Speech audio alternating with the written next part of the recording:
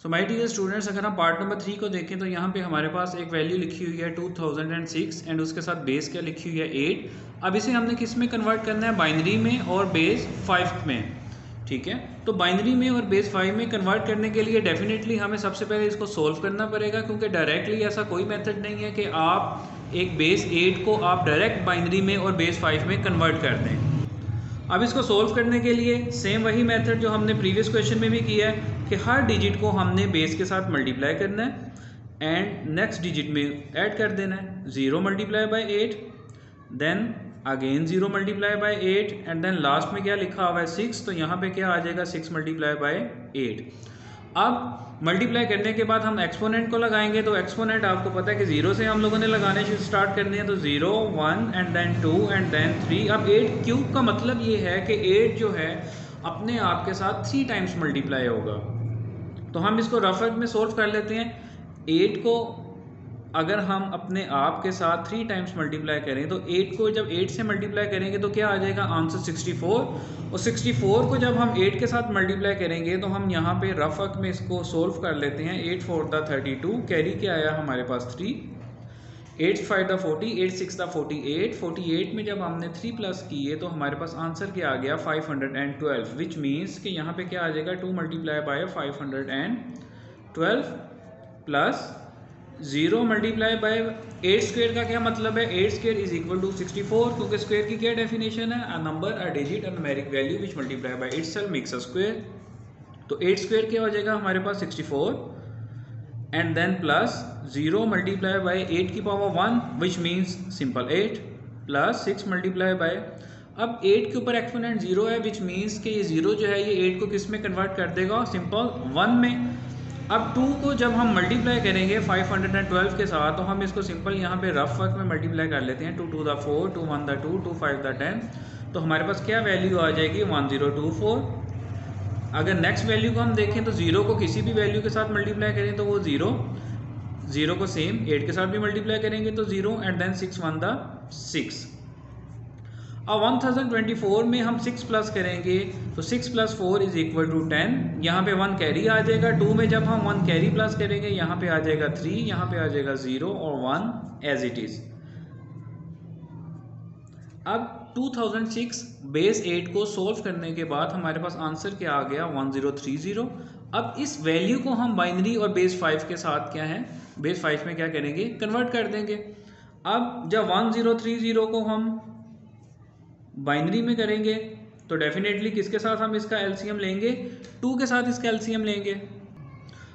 जब 1030 को हम एलसीएम लेंगे, 2 के साथ एलसीएम लेंगे तो 2 5 दा 10, यहाँ पे रिमेनिंग यहाँ पे क्या रह गया 3। अगर हम 2 का टेबल भरें तो 2 1 दा 2, 3 में से जब 2 माइनस किया 1, 1 के साथ 0 डैश हुआ तो 10, तो यहाँ पे फिर 2 5 दा क्या आ जाएगा 10।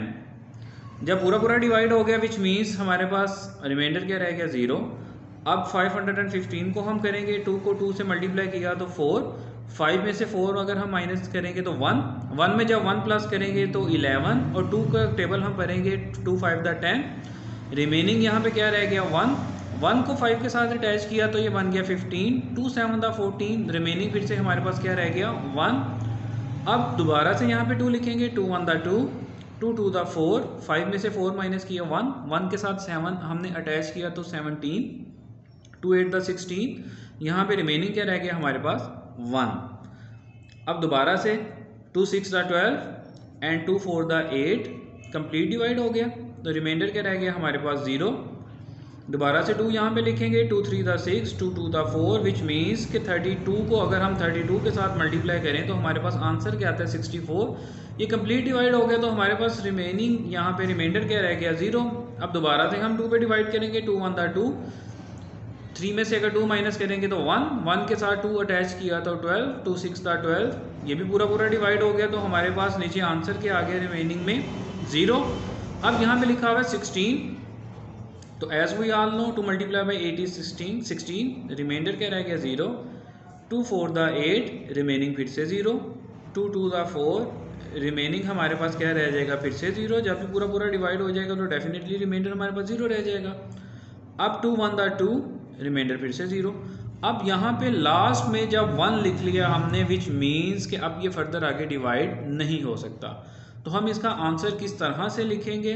सबसे पहले हम यहाँ पे लिख लेंगे 1030 और आंसर आपको पता है कि हमने left to right and then upward लिखना स्टार्ट करना। तो यहाँ पे सबसे पहले क्या लिखा हुआ है 1, देन आगे कुछ ज़ीरो लिखे हुए हैं। आप ज़ीरो को काउंट भी कर सकते हैं 1 2 3 4 5 6 7, 1 2 3 4 5 6 7 ज़ीरो के बाद क्या लिखा हुआ है 1 1 एंड देन अगेन ज़ीरो। तो यहाँ पे हम लिख लेंगे 1 1 and again zero.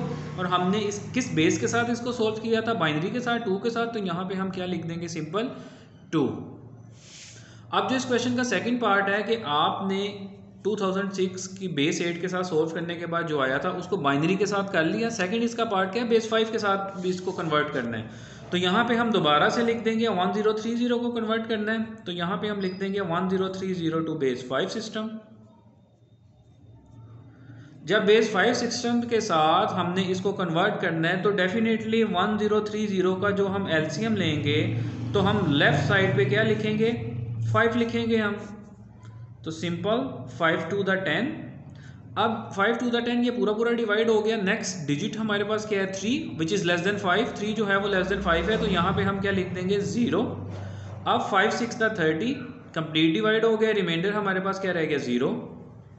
Then again 5 4 the 20, 5 1 the 5, remaining हमारे पास क्या रह गया? 1।